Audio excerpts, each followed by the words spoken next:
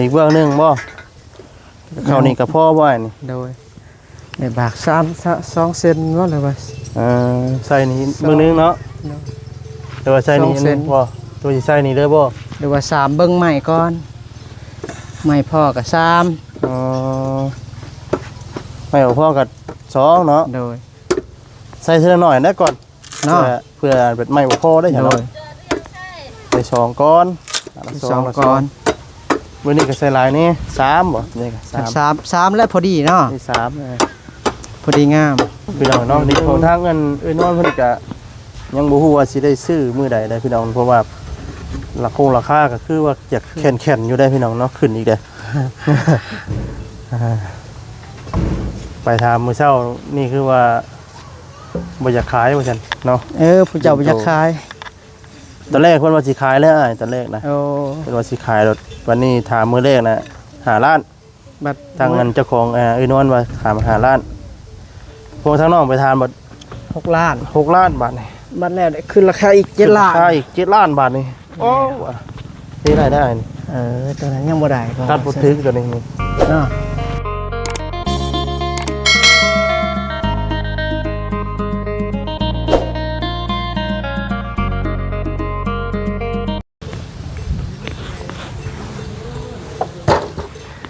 กราบสบายดีเด้อสบายดีและสวัสดีพ่อแม่พี่น้อง FC กันเบิดสุขสู่คนพี่น้องเนาะ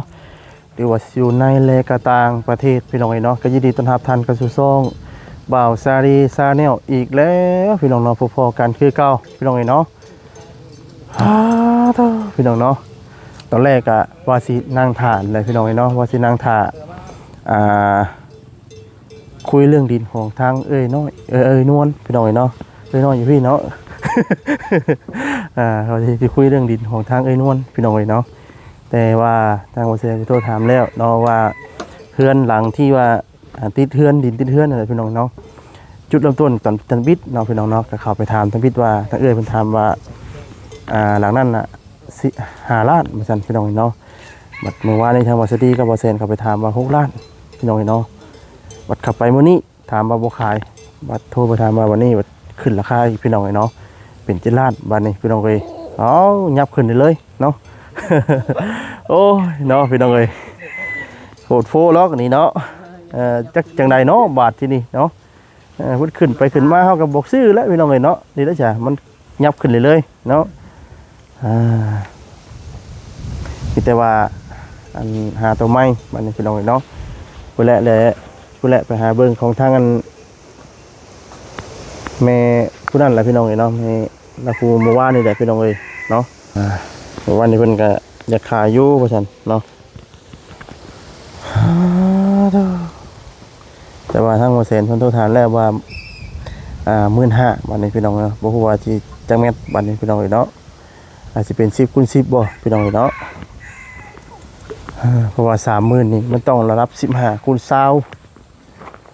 เนาะสบายดีเด้อสบายดีบ่าวสลีบันสบายดียังได้มื้อน่ะสบายเนาะสบายสบายดีโดย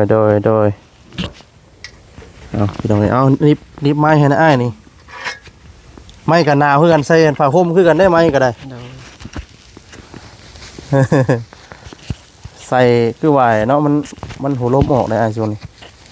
กาดเขาคนเป็นไข่เป็นวัดร้ายโดยเนาะยานหลุดยานแตกแม่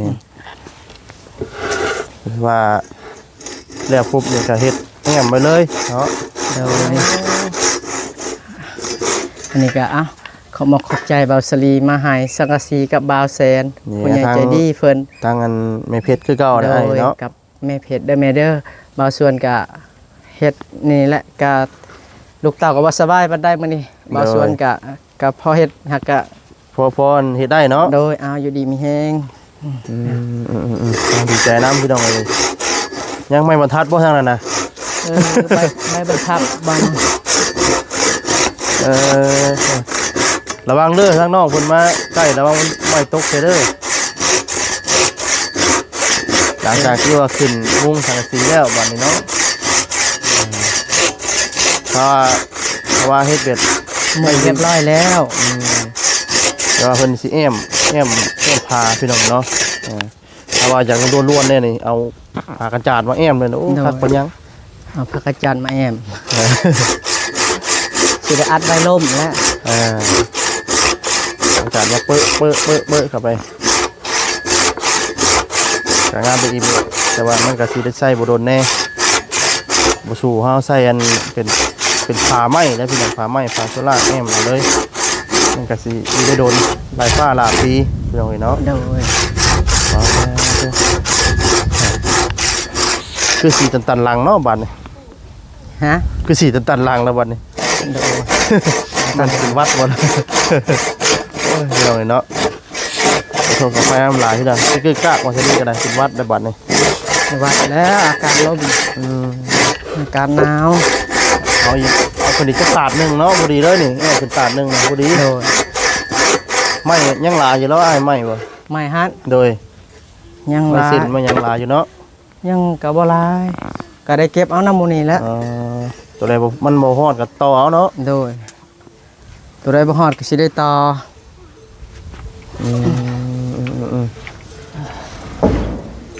เป็นเด้อไอ้ส่วนเฮาก็บ่ธรรมดาเพราะเป็นสร้างได้แล้วนี่ เป็นรับจ้างแล้วยามแรกนี่ คืออยู่ได้ไอ้ สิไปน้ำมงปู ไปยังนั้นพอกับบิ้วบ่ บ่เขาอยู่บ้านพุ่น คนละบ้านบ่ โดยเฮาอยู่พี่เพิ่นเขาอยู่พุ่นบ่ได้ไปน้ำดอก อ๋อมันบ่ได้แม่นบ้านเดียวกันบ่จ้ะ แต่ว่าอยู่ไกลกันเด้ แต่ได้เมียอยู่พุ่นบ่ โดยเราก็อยู่พุ่นก็บ่ได้สูออกมาพี่ดอก มุมนี้หันออกเข้าไปอ้ายมุมนี้เข้าไป อ๋อ เลี่ยมนี่กันสิ โอ้ตัวทางงามเนาะ มันจะงามเด้มันจะตกปูง่าย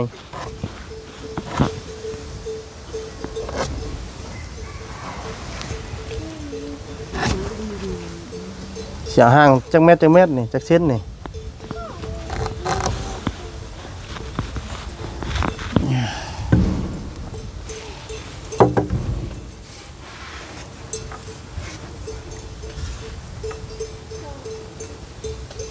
คือแล้วพี่น้องเนาะโอ้ขอท่าปั๊บมักซิบรถนี่เนาะ โดย อาสิเลื่อยบ่ เลื่อยก็ได้ไม้กุ้ง เลื่อยเข่าอยู่บ่ใช่ โดยคันตัวนี้บ่เข้านี่ไม้ แข็งเด้ไม่ยันบ่ไม่ แข็ง ติ้ว ไม่ติ้วเฮ็ด โอ้เฮกแข็งเลยไม่ติ้ว เป็นไม้เนื้อแข็งหักบ่มีแกนไม้อันนี้เข้านี่ไม้กุ้ง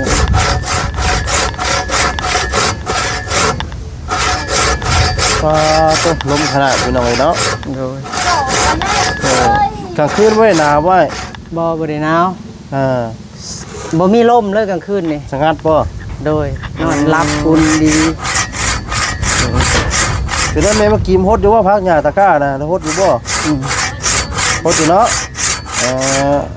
ปูแรกก็ฮดน้ำฮดในน้ำได้เนาะแต่ว่ามันนอกมืดได้เฮ็ดมันต้องได้ใส่ใจได้น้อยเนาะ แล้วนี่ก็สิปลูกผักต่อเนื่องและบ่าว เฮ็ดปลูกผัก ปลูกมะทั่ว ง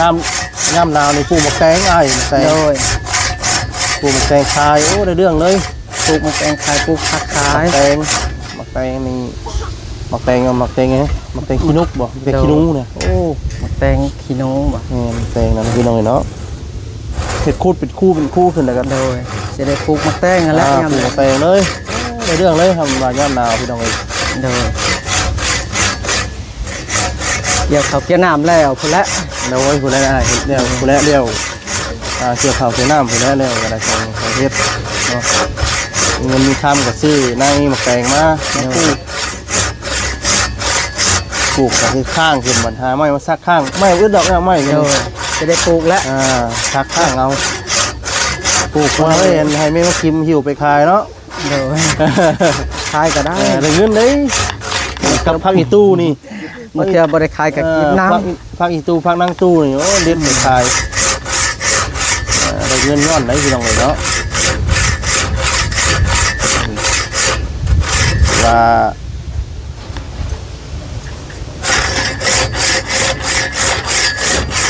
นี่ก็มาอัปเดตเนาะพี่น้องเนาะเพิ่นFC เพิ่นก็ให้เข้ามาหาทั้งไอ้สวนแน่ว่าซั่นเนาะเพิ่นก็ฝากเป็นกำลังใจว่าเซาไว้เด้อว่าซั่นเนาะ FC ว่าไอ้สวน เอา บ่สบายว่าซั่นพี่น้องเอ้ย เศร้า เนาะ ไว้ โดย FC เพิ่นก็ฝากความเป็นห่วงมา วัดลูกเต่านี่แหละ โอ้ยมันหัวล้มออกจัง โด ซี่ ยพอลมออก ขนาดว่าสิยังสิตัดรังแล้วบัดนี้ โดย บ่เจ้าหน่อยก็สิแม่ๆแล้วบัดนี้เนาะ เอาสลีกะลมเปล่าจุดสีแห้งฮัด หูดังกับต้นแห้งได้ หูดัง ก็ไหนชอบกับสิแตกเถื่อนได้เนาะ โดย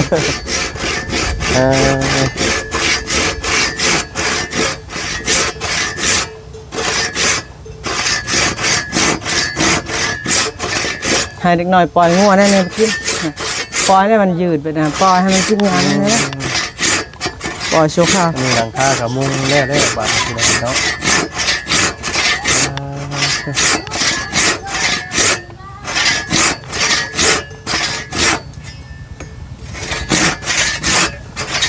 มีแต่หาแบบเวลาได้ในอย่างในเงินนี่ก็หาในมาจ้าเจ้าอย่างนี้มันยังมันหูนะหาในมาอุดไว้ บอลเดียวละ มันตกกูได้จังหูมันตกหูได้ป่องแล้วว่อนด้วยตกป่องจริงเป่งอยู่ โดย หาอุดไว้ สามปอง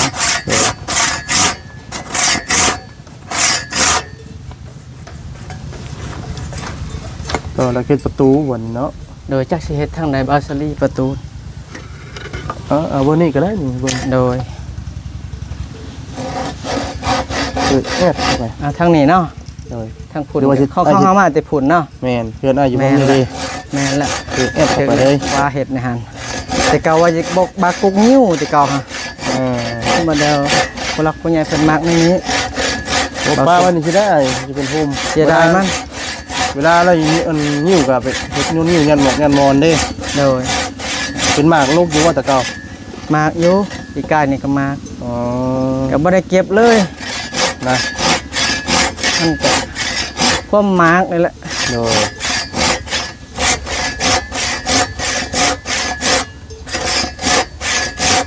แต่ว่าอยู่ได้ที่ไหนเนาะ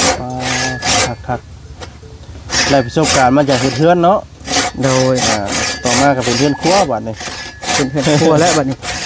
มีแต่ไปหารับจ้าง หารับจ้างเพื่อนอีกแล้วบัด โดย ตัวผ้าหน้าบัดนี้น้องนั่ง ไปรับจ้างน้ำมูน้ำคู โอเคอยู่พี่น้องเนาะ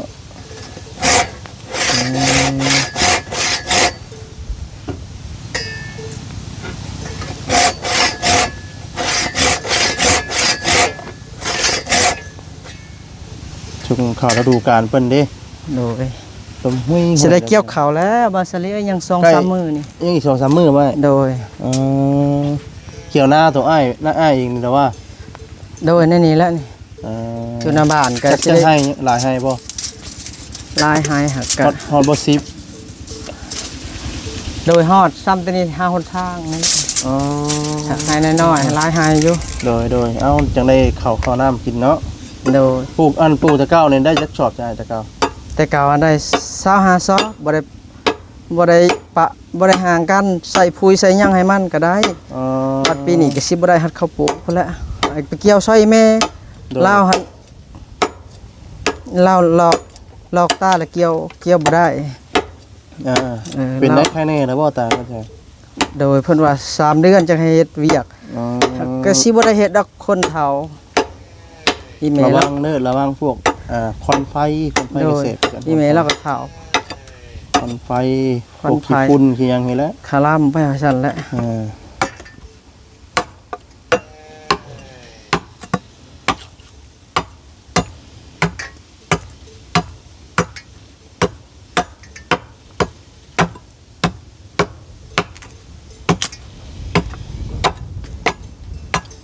เขาเส้นพี่น้องเนาะไอ้ส่วนเขาเส้นพาไว้ โดย แอมพาต้องในแอมมื้อนี้ก่อนแอมเนาะ โดยบ่อื่นก็แล้วไม่เซ็นนี่คันว่าบ่เป็นหยัง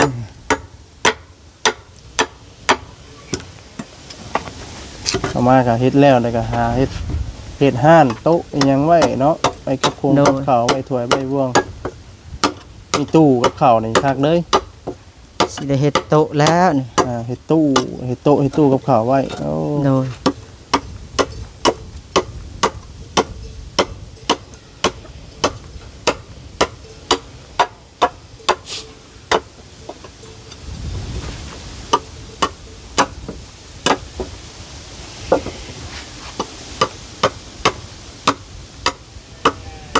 ว่านี่ไปกวดไว้บ้านนี่ ไปซื้อยาให้ลูก ยันบ่ทันรถยืมรถเขาแล้วก็เขา ว่านี่เวะว่าสิเวะมาอยู่ว่านี่เวะมาบ่เห็นวัน โดย แม่บ่กินได้บอกอยู่บ่ ได้บอกอยู่ผู้หลักผู้ใหญ่เอาเงินให้แสนหาบ่ เลย แล้วก็ขอบพระคุณบ่าวแสนหลาย เลย ๆแล้วก็ขอบพระคุณบ่าวสลีหลายๆที่ได้ซื้อยาให้ลูกได้ซื้อบีรถถีบน้ำแน่ อ่า สาวนี่แล้วก็ซื้อโอ้ตักน้ำน้ำแน่ โดยซื้อนะมานี่แหละจำเป็นนี่นะครับ โดย ซื้อเอา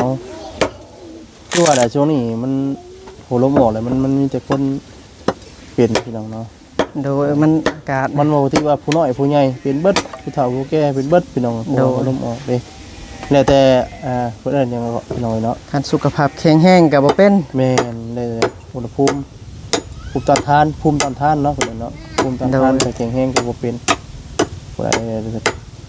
สุขภาพร่างกายอ่อนแอนะครับเจ็บป่วย มันเคยเป็นหวัดตัวนี้ฮะหวัดลมนะ บาตรีนี่ฮะเอาก้อนหมู 3 มื้อได้เฮาแล้วคันเป็นได้บ่าวสลี3 มื้อ4 มื้อยังได้เศร้า เศร้าเลยบ่ โดย หากเป็นแต่เก้าเคยถึกซักยาบ่กินหรือว่า กิ กิน นยา ยาก็เศร้าบ่ กินยาสักยา เออ เป็นตัวหนึงอะแบบน้ำตาไหลเลยนะ คือว่า น้ำตามันอยากออกเลยแบบอันนั้นขออนุญาต ไข่ไปได้คือว่าน้ำตาไหล มันหวัดแบบน้ำมูกไหลเลยอะนะ เป็นหวัดน้ำมูกไหล โดยแบบอันนี้ยังบ่ทันได้ไหลครับ เอ่อ คันเดือน3เดือน3เดือน โดย 2ลมแห้ง เอ่อ ๆ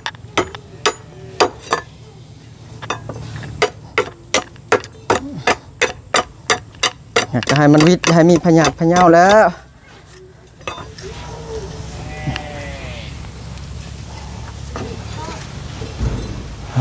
เจ้า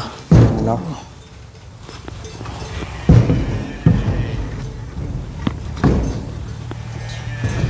จังไดดูว่าถึกแล้วอย่างตัวนี้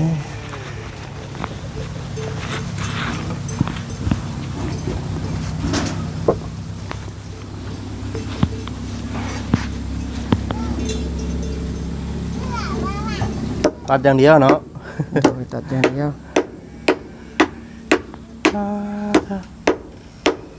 มื้อนี้เข้าเส้น เข้าเส้นแล้วมัน เส้นพาพี่น้องเอ้ยมื้อนี้ก็ได้ว่าด่วนอยู่ได้พี่น้องเอ้ยเนาะให้ส่วนรับไปเฮ็ดเต็มที่เลยพี่น้องเนาะเดี๋ยวตั้งกล้องไว้เนาะอึ๊บลมพี่น้องเนาะบ่กล้าตั้งกล้องแบบก็ได้เพราะว่ามันเคยตกเด้อ ตกลมแห้ง ขับไปก่อน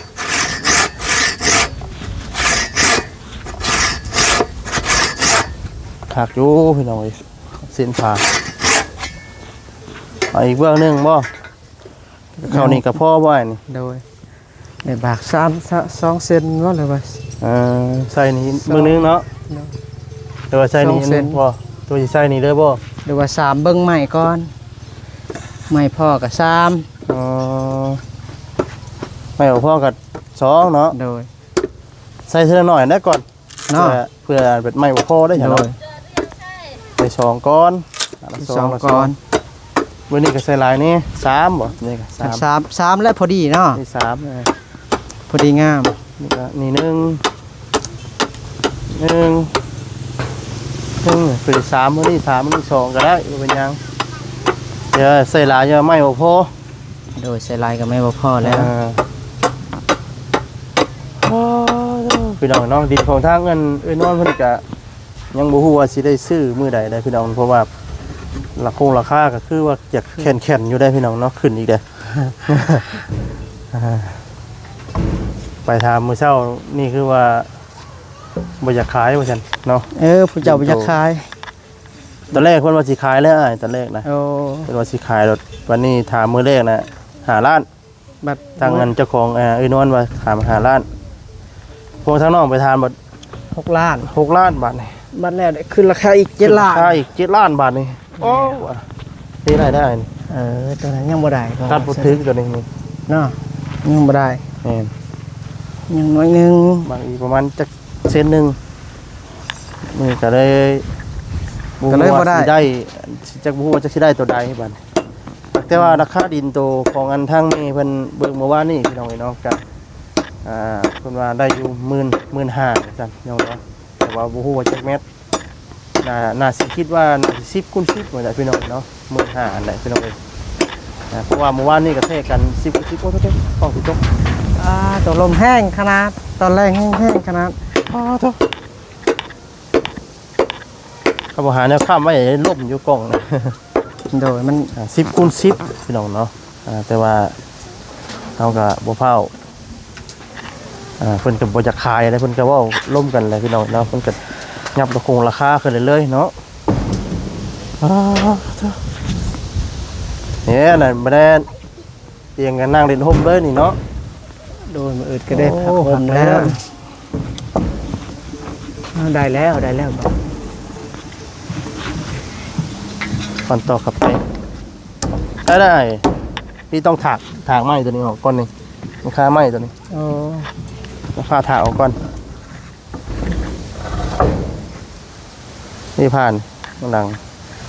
ตัวนี้เนาะ แมนถากออกก่อนงั้นได้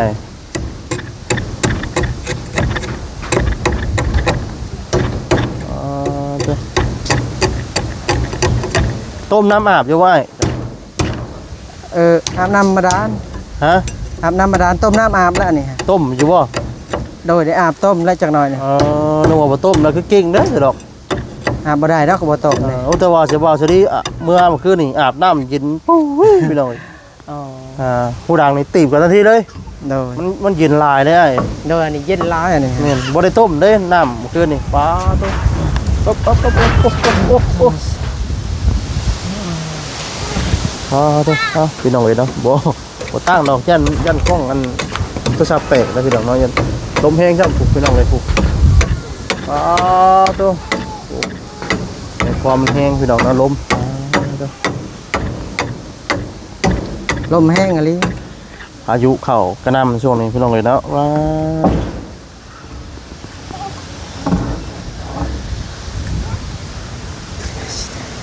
ไม่มันบิดก็ได้นะบ่าวสำนีบ่ ได้อยู่ได้อยู่ ได้อยู่เนาะ โดย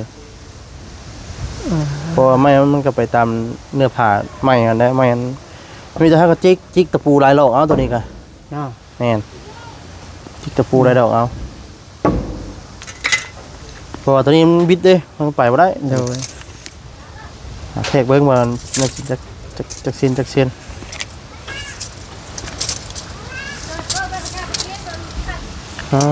ัว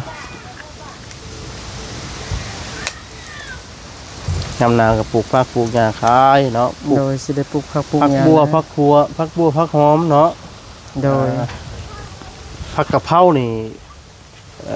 ผักตูไทยนี่เป็นราคาเลยไอ้ กะเพรา ผักบะไทยผักตูไทย ผักอีตูก็บ่ได้ลายอันนี้ก็พอได้กินอันนี้ ผักนางตูไทยเวลานั่นก็เฮ็ดขายเป็นทุงเนาะผักนางตูนี่ก็ขายได้กัน โดย เด็ดปลายนะก็ใส่ถุงยางเพราะว่าเคยเห็นกระเจ้าเลาะเอาไปเลาะขายอยู่แถวเก้งกองน่ะหลาย โดยมาเนี่ยเอ็นตะปูด้วยเนี่ยโอ้ยเดี๋ยวไปใส่เพิ่นแหละ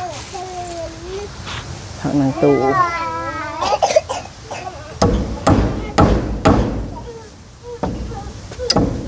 มีหาไรเงินบ่เป็นได้ ฮะ มีหาไรเงินบ่เป็น คือว่าอะไรเงินบ่เป็นได้ เราบ่ได้เรียนหนังสือ บ่ได้เฮ็ดหนังสือ โดยหากเราฮู้จักอยู่100,000 แต่ว่าเงินนี่จัก 50,000 อ่า การทอดเงินก็บ่อยาก หัวกันละลายทงร่วมกันได้ใช่ปะ โดยคันทอดเงินก็บ่อยากฮู้ปานใดเขาทอดเงินน่ะขายบ่ได้ดอกมันเราขายบ่ได้เมียเขาฮะทอดเงินกับเราคันผู้ซัดซื้อกับเรา อ่า เราก็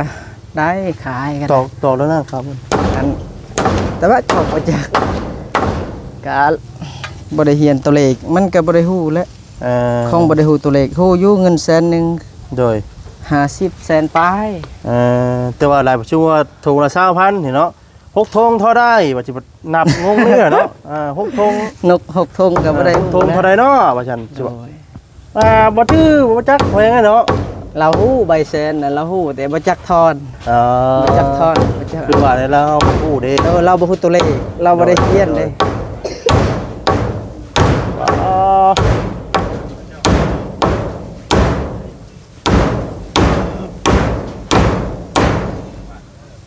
200,000ก็สูงสุดละ200,000ฮู้ สูงสุด200,000 โดยเราซื้อเครื่องซื้อของได้อยู่ โดย ซื้อหมักพริกไปนัวนี่เงินหลายก็บ่ฮู้ โดยกี่มื้อได้เวียนบ่ล่ะคือมื้อนี้ รถเพบอกเอาเด้อรถเพ ตะกี้บ่ได้ไปเฮียนบ่ บ่ได้ไปเฮียนนางพินบ่สบายบ่มีหมู่ไปวินทัวร์ น้องบ่สบายก็ได้พักนํกันเลย โดยบ่มีหมู่ไปเด้ ในครูว่าบ่ซะ ในครู ข้าวกินคือบ่มาบ่ได้เนาะ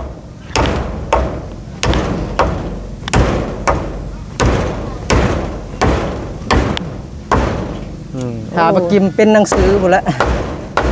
ใครคันอันนั้นจังให้ลูกเฮียนหนังสือหั่น โดยตอกมื้อนี้ครับตอกมื้อแน่นนะบ่จำได้บ่ เอาตะปูดอกยำมาติพุ่นเนาะ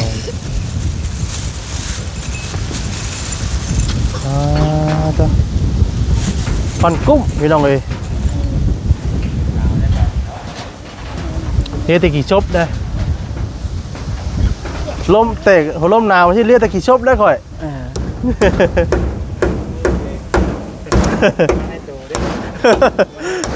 ก็ปากแห้งเนาะแม่ โดยก็สิแล้วแล้ว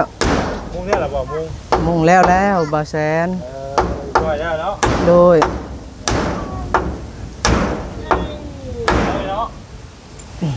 แล้วมุ่ง ช่วยแล้ว เรียบร้อยแล้วผู้หลักผู้ใหญ่เอามา รับประกันควบหัวอยู่ว่า รับประกันอยู่ รับประกันควบหัวแน่นอนเนาะ โดย แน่นอนว่าจันเพราะว่ามันเป็นสังกะสีเก่าได้หลายเทื่อได้3เทื่อ 4 แผ่นเดี๋ยวมา4 แผ่นอีกพอเลย อึบคักปัญญังบาดนี่ก็บ่ติง บ่ติงแล้วบัดนี้ ตัวแล้ว เลยเนาะ ฮะ โอเคมีคนมาหา ฮะไปหาสอนไปสอนเด้อ หาสอนปลาบ่ คอย สอนปลา ไปเอาไป นี่สอนแท้ๆใช่นี่น่ะ สอน อยู่หนองบ่ ไปเด้อแยงไปเอาแยง มาไม่นะไอ้มา จะเก็นแล้วก็ได้หาเนาะ โดยทางมาเซียนเพิ่นสัมภาษณ์ก็พี่น้องเนาะ ตัดพุ่มบัวพี่เราเนาะ นี่พี่น้องเนาะลมห่วยอีกเลย1ข้าวแล้วว่าแม่กิม ยัง ตัวนึง ยังดังไผ่อยู่ ดังพายุใช้ดังอยู่ใช้น่ะ ที่เด้ ใช้พาเบิ่งดูติดอยู่บ่ล่ะคือบ่มีคอนมันบ่ติดเด้อมันบ่ติดเด้อนี่จูไม้รถนี่บ่ได้กินรถครับบ่จูไม้นี่เดี๋ยวพอกิมให้แล้วมองมาจูไผเลยพี่น้องเลยเนาะคือว่าแหละเนาะมัน3แล้วอดเอาก่อนเด้อ3แล้วทางสังสีมาต่อข้างไว้พี่น้องเลยเนาะทางไอ้สวนก็ได้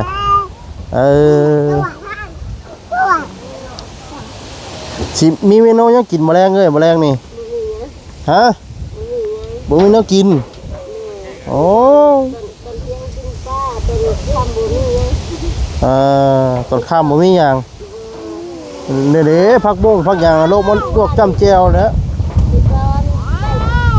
ไปกินป้า จันโตพลัง โดย ตะกี้นั่นอย่าดึง หยอกกันเด้ออย่าหยอกกันเด้อเฮ็ด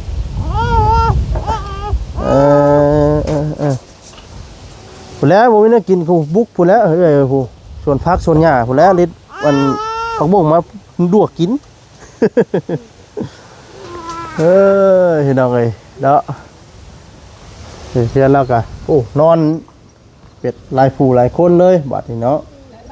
นี่สาดแล้วกับปูอะไรพี่น้องเอ้ยเนาะเพราะว่ามื้อนั้นมันเปียกว่าซั่นพี่น้องเอ้ยเนาะมันเปียกแล้วทางนี้ก็บ่ได้ปูว่าซั่นเราถ้าได้ปูมื้อต่อมาเนาะสิปูอยู่เพราะว่ามันไว้ละทีไว้ละหยังพี่น้องเนาะไว้พุ่นก็โอเคอยู่พี่น้องเอ้ยเนาะแล้วก็ปูนอนว่าคักแล้วพี่น้องเนื้อในสวนเนาะอ๋อตัวภาษาพี่น้องเอ้ยทางวัดเสดีก็สิได้ขอจบคลิปซะก่อนเด้อพี่น้องเด้อเนาะผิดพลาดจังใดก็ขอโทษขออภัยนำพี่น้องเนาะคำบอกคำใจใดทางวัดเสดีเนาะบ่ประมวลนำถูกเนาะขอโทษขออภัยนำเวลาพี่น้องเนาะก็ได้ก็ฝากกดไลค์กดแชร์กดติดตามให้ได้พี่น้องเด้อจังใดก็